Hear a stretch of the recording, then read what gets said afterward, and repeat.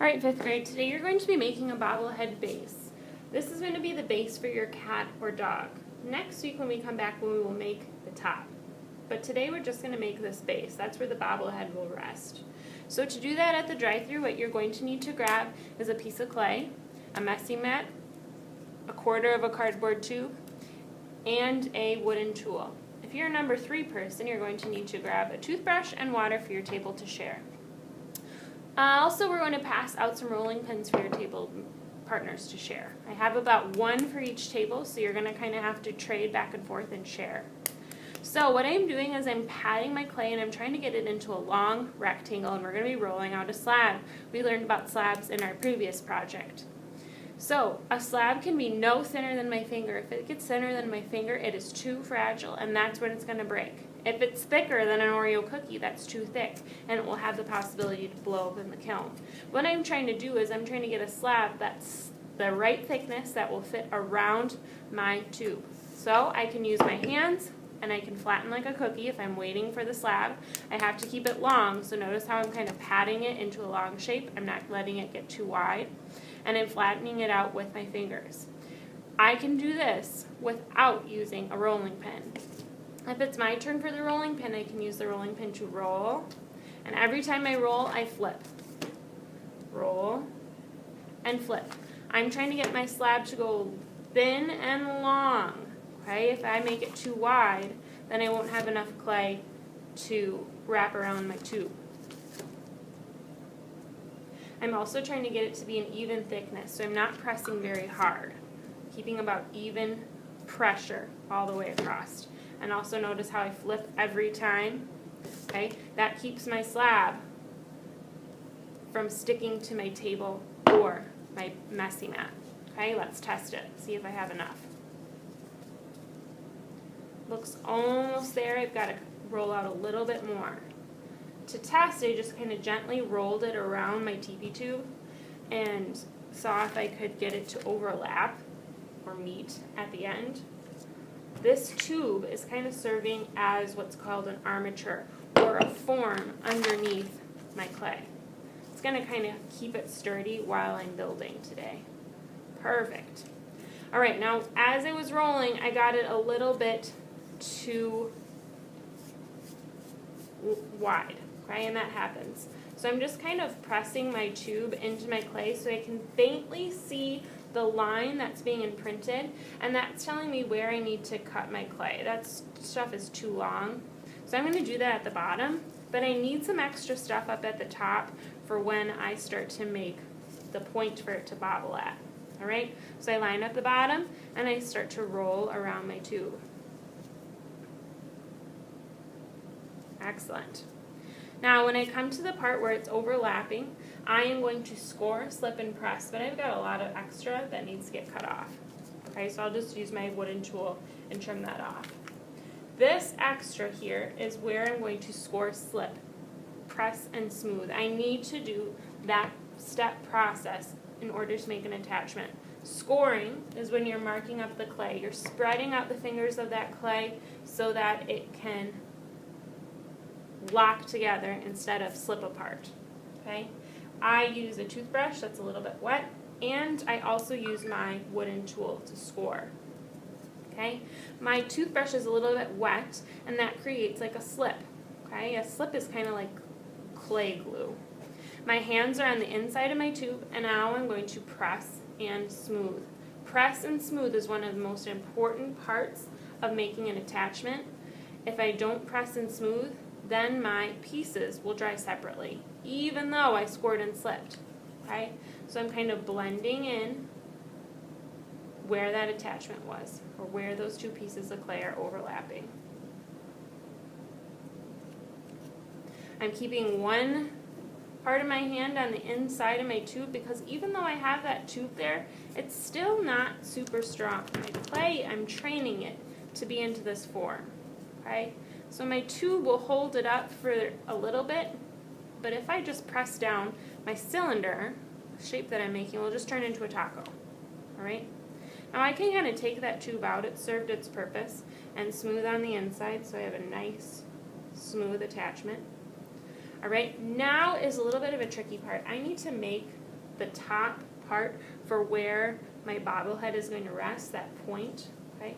So what I'm doing is I'm kind of gently folding my clay in to get it to meet at the middle. I have to go slow. If I just squeeze it all at once, I'm going to misform my clay. Sometimes I'll even bring my hand on the inside and I'll help support that clay. Fifth graders, this is a little bit tricky. It takes a gentle but firm touch. If you just squeeze or you're not paying attention, it's not going to work out, okay? I've gently brought that clay or that cylinder in to start to make a point, okay? Now, that's not a good attachment. You can kind of see those cracks, okay? So I need to start to smooth that out. All right, my hand is in the middle. I can put my TP tube in the middle too if I would like some extra support. But that hand, those 3 fingers are staying in the middle there so that I've always got something to push against on the inside. Okay, so that my cylinder is not going to collapse. I'm going to smooth this out with just my thumb and my fingers. My clay is pretty wet. I don't need to use any water. If you start to get some pretty big cracks, you might use just one finger and dip it in the water, but if you put too much water on this, you will create slip. And slip is the glue. It's not going to hold it steady. It's not going to hold it up. It's just going to glue things together. So if you turn your piece into slip, it's just going to fall apart. All right, so I've got a pretty good top going. It looks kind of like a hat almost, but I need a little bit more clay to make that point where the bobblehead will rest. Okay, this is also a little bit tricky. Okay, you're going to kind of have to experiment with this a little bit. So I pulled off a little bit of clay, and what I did on this one was I started to make kind of like a coil that I can combine on top. Okay, I might toothbrush this just a little bit so that my clay is ready to make an attachment. But what's really going to be important is that I smooth it out. Okay, so my hand is resting on the inside, and I'm adding this clay on top. And I've kind of just got to play with it so it turns into a point. So smoothing some clay down so that it makes a good attachment, and then I'll start to sculpt the top. Fifth graders, part of being an artist is that you're willing just to experiment with your material, okay? Unfortunately, with our experiments, we have to be pretty fast and focused. Otherwise, we don't get our project done. All right, I'm going to bring this up to a point at the top. And that's where my bobblehead is going to rest. All right, if I have run out of time and I have this much done, that's awesome. Okay? I've got the bare minimum of what I need for my bobblehead done. I need a really sharp pencil, and I'm going to write my name on the inside, Miss G, and your class code. Make sure I can read this. If I can't read it, even though you've written your name, I don't know whose it is. Okay, so make sure your pencil is sharp so you can make a nice clean line. If you have extra time, you could start to add some cat details or dog details, things like legs. If you don't have a lot of time, you could just add some little feet poking out or maybe a tail at the back, okay? If you have a lot of time, you could roll out a coil and have a coil coming down. I'm just going to do some little feet because I don't have very much time left. So to make a foot, I'm going to roll a sphere in my hand.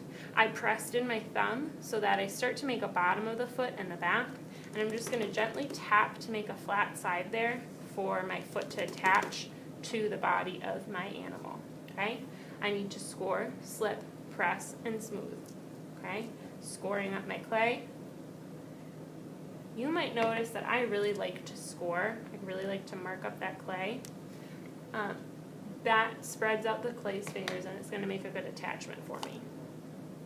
Press, have one hand on the inside, one hand on the outside, and smooth. I need to get that clay to bond together. I could add little nails with my wooden tool.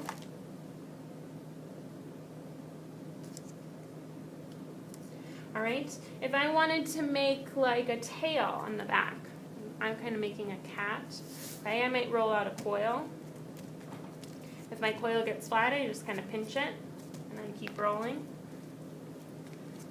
I might kind of shape my tail to be like a question mark, or give it a little wiggle or wave. My tail cannot be any thinner than my finger. If it gets thinner than my finger, it's too small, okay? But if it's thicker, it's too thick and it doesn't really seem to work with my animal, okay, that's not gonna look good either. So you kind of have to pay attention to the thickness of your coil here. That looks like a pretty good cat's tail. I'm making an attachment, so I need to score. I'm adding some slip, scoring to the back. And on me, I do a little extra scoring and press. One hand must be on the inside, and I'm going to press that coil into my clay and smooth it out. When this is done, 5th grade, you are going to bring it over to the clay cart at the door. Make sure your name is at the bottom. If I cannot read your name, I cannot guarantee that you will get yours back. So make sure that your name is legible on the inside bottom. If you need some help with that, maybe ask a neighbor, maybe ask me. Name is very, very important for clay projects. Right? I would need to add another little paw and I'm done for today.